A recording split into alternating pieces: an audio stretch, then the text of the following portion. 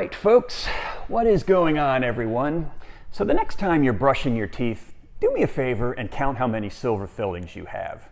The older you are, the more of these restorations you're likely to see, and I'm betting most of those were placed back when you were a kid or a teenager.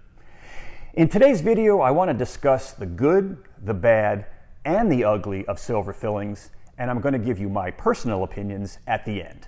Stay tuned.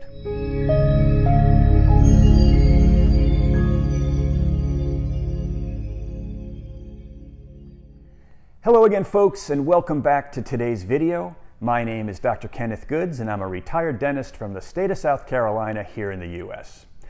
For starters, I just want to clarify that your dentist and the dental profession refers to these silver fillings as amalgam restorations because they are an amalgamation, that is to say, a mixture or combination of several different materials, namely mercury, silver, tin, and copper.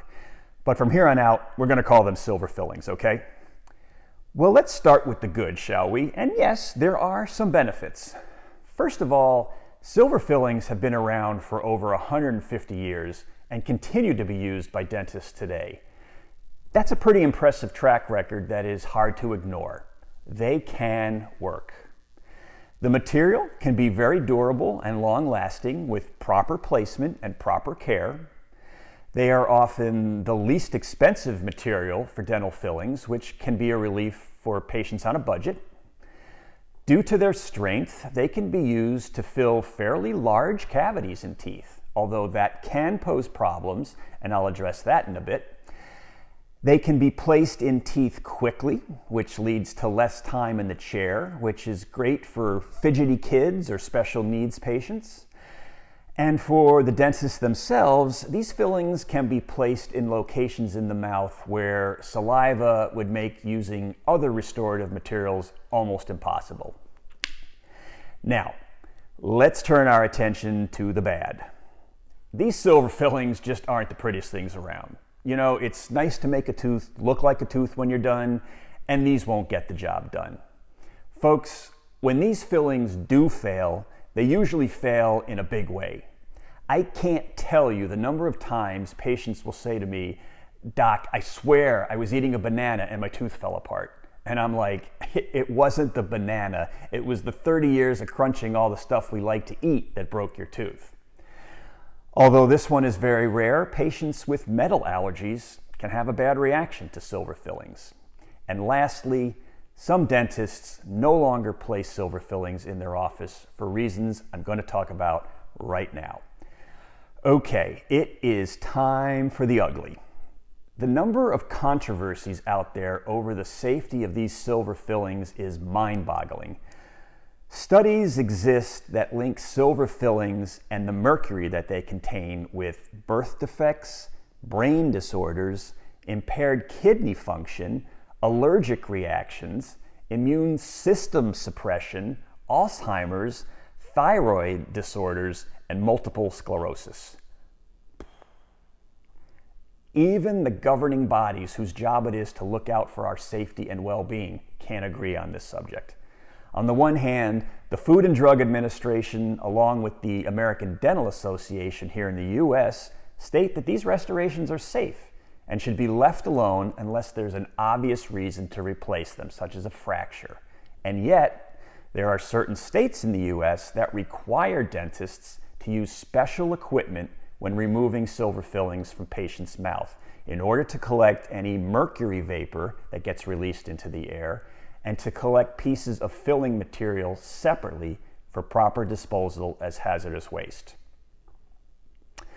On the other hand, you have groups such as the World Health Organization, certain European nations, Denmark, Norway, and Sweden come to mind, as well as the Council of Europe, all saying no-go to the use of silver fillings.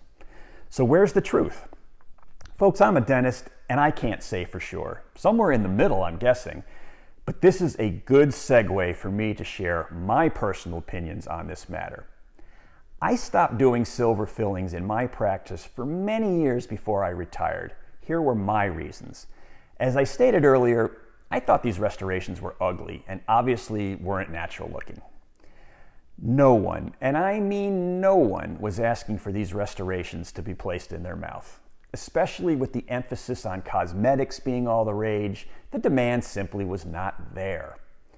I treated tens of thousands of broken teeth that all had large silver fillings in them, and it was obvious that there was a correlation there that just couldn't be overlooked. There were simply better materials out there for us to restore teeth with, like porcelains and composites, which I'll discuss in future videos. And when it came to the health issues involving this material, I made the personal choice to stop placing these restorations as the risks were just too great, in my opinion, to ignore. So let me wrap up this video by saying, if your dentist shows you a tooth that has more silver than your own tooth and recommends replacing that filling, do it. If they tell you that you have to have all of your silver fillings removed because then your ailments will go away, then I would hesitate. If you want to have these restorations removed for the sake of cosmetics, go for it. You know, this debate is not likely to end anytime soon, but I encourage you to talk to your dentist, share any concerns you might have, listen to their professional recommendations, and together make the decision that's best for you. Well, folks, let's wrap up this video today. I hope you learned something that you didn't know before. If you liked this video, would you do me the favor of hitting that like button below, as it will help this channel grow?